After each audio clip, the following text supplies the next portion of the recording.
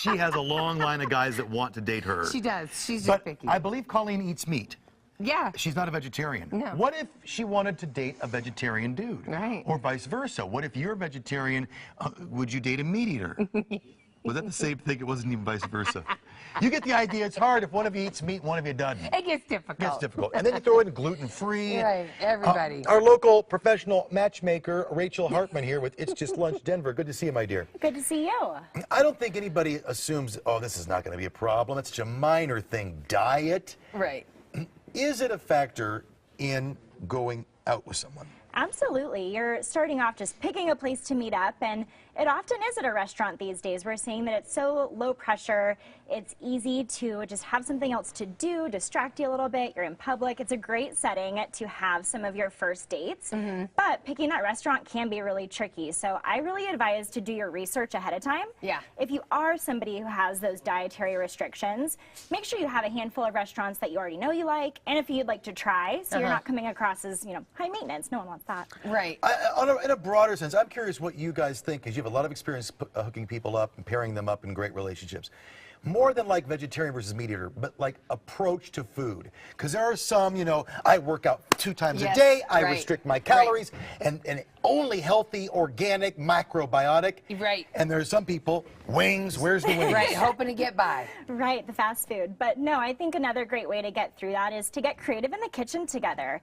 It's a way that you can both come up with some of your favorite foods and put them into the same dish, or presenting a meal that may be within your diet, but isn't part of your significant others, where they'll be surprised at how much they do like eating vegetarian or gluten-free, whatever it may be. Right. All right, maybe try to win them over a little bit. Right. Definitely. What do you do about the fact if they are kind of like insensitive to your needs? Because I know a friend that was a vegetarian. He started dating another guy.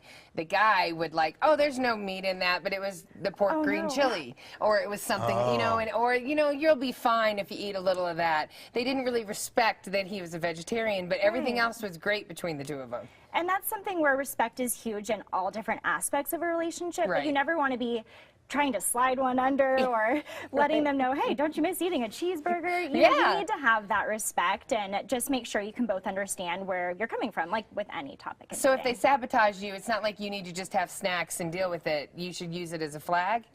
You know, I think having snacks, like you said, is a really great way to kind of divert away from that too. It takes the attention off of having different, you know, main parts of your diet, and that way you can have a little something in the car before you head in, whatever. Okay, so if you end up just having salad, it's not a big deal. You ate technically. Don't talk you about had your shake in the car. I think this is fascinating, but I do think ultimately it speaks to compatibility on a grander scale of lifestyle. You know, if someone's super active and somebody's not, or if somebody's super into, you know, nutrition and someone's not, can that still work? Well, it definitely can. I think another area that comes up and where you can make it easier just for yourself is if you're, you know, in that beginning stages of dating and you're having dinner parties with friends or family, another great way to make sure you're making sure everybody's taken care of is letting the host know ahead of time, you know, these are my restrictions, because it can be awkward on both ends to have, you know, a host who has a guest who can't eat and vice versa. That puts everyone in a little bit of an uncomfortable situation. Yep. Well, listen, I'll tell you what, this is just the start of the conversation, but Rachel, the whole staff over there at It's Just Lunch does a great job. This isn't just like a online hookup dating. It's full on, really get to know you, next level. So if you're interested in more, you can go to their website, itsjustlunchddenver.com.